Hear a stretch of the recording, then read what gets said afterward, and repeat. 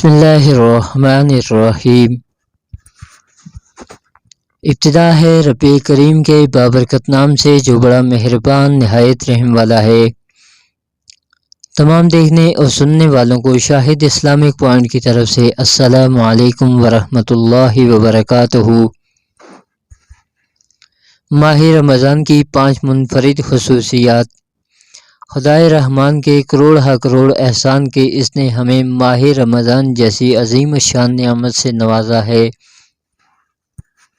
ماہ رمضان کے فیضان کے تو کیا کہنے، اس کی تو ہر گھڑی رحمت بری ہے۔ نزول قرآن کریم رمضان المبارک کی ایک خصوصیت یہ ہے کہ خدائے کریم نے اس مہینے میں قرآن کریم نازل فرمایا۔ تجھ پہ صدقے جاؤں رمضان تو عظیم شان ہے، تجھ میں نازل حق تعالیٰ نے کیا قرآن ہے۔ نمبر 2، شب قدر۔ نبی کریم خاتم المرسلین صلی اللہ علیہ وآلہ وسلم نے ارشاد فرمایا، بے شک اللہ پاک نے میری امت کو لیلۃ القدر عطا کی اور یہ رات تم سے پہلے کسی امت کو عطا نہیں ہوئی۔ لیلۃ القدر میں مطلع الفجر، حق مانگ کی استقامت پہ لاکھوں سلام۔ نمبر 3، جس کا حساب نہیں۔ رمضان المبارک کی ایک خصوصیت یہ بھی ہے کہ رمضان کے کھانے پینے یعنی کہ سحری اور افطاری کا حساب نہیں ہوگا۔ نمبر 4، سب سے بڑھ کر صحیح رسول کریم صلی اللہ علیہ وآلہ وسلم نے خصوصاً رمضان میں بہت زیادہ سخاوت فرماتے۔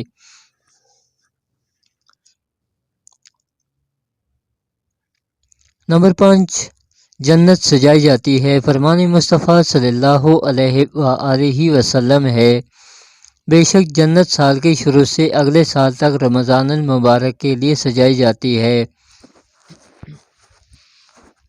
حضرت ابو ہریرہ رضی اللہ تعالی عنہ ارشاد فرماتے ہیں، محبوب رحمان سرور ذیشان صلی اللہ علیہ وآلہ وسلم نے ماہ شعبان کے آخری دن بیان فرمایا، اے لوگو، تمہارے پاس عظمت والا برکت والا مہینہ آیا، وہ مہینہ جس میں ایک رات ایسی بھی ہے جو 1000 مہینوں سے افضل ہے۔ اس ماہ مبارک کے روزے اللہ پاک نے فرض کیے اور اس کی رات میں قیام تطوع یعنی سنت ہے۔ جو اس میں نیکی کا کام کرے تو ایسا ہے جیسے اور کسی مہینے میں فرض ادا کیا، اور اس میں جس نے فرض ادا کیا تو ایسا ہے جیسے اور دنوں میں 70 فرض ادا کیے۔ یہ مہینہ صبر کا ہے اور صبر کا ثواب جنت ہے، اور یہ مہینہ مواسات یعنی غم خواری اور بلائی کا ہے، اور اس مہینے میں مومن کا رزق بڑھایا جاتا ہے۔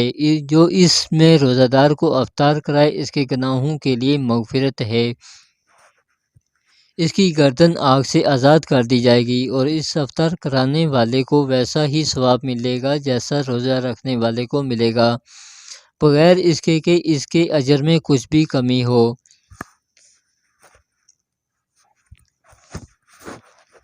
ہم نے عرض کی، یا رسول اللہ صلی اللہ علیہ وآلہ وسلم، ہم میں سے ہر شخص وہ چیز نہیں پاتا جس سے روزہ افطار کروائے۔ آپ صلی اللہ علیہ وآلہ وسلم نے ارشاد فرمایا، اللہ پاک یہ ثواب اس شخص کو دے گا جو ایک گھونٹ دودھ یا ایک کھجور یا ایک گھونٹ پانی سے روزہ افطار کروائے، اور جس نے روزہ دار کو پیٹ بھر کر کھلایا اس کو اللہ پاک میرے حوض سے پانی پلائے گا، کبھی پیاسا نہ ہوگا یہاں تک کہ جنت میں داخل ہو جائے۔ یہ وہ مہینہ ہے، اس کا اول یعنی ابتدائی 10 دن رحمت ہے، اور اس کا اوس یعنی درمیانی 10 دن مغفرت ہے، اور آخری 10 دن جہنم سے آزادی ہے۔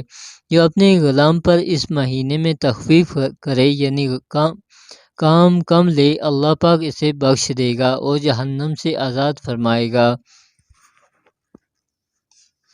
اس مہینے میں 4 باتوں کی کثرت کرو، ان میں سے 2 ایسی ہیں جن کے ذریعے تم اپنے رب کو راضی کر سکو گے، اور وہ یہ ہیں، نمبر 1، لا الہ الا اللہ کی گواہی دینا، نمبر 2، استغفار کرنا۔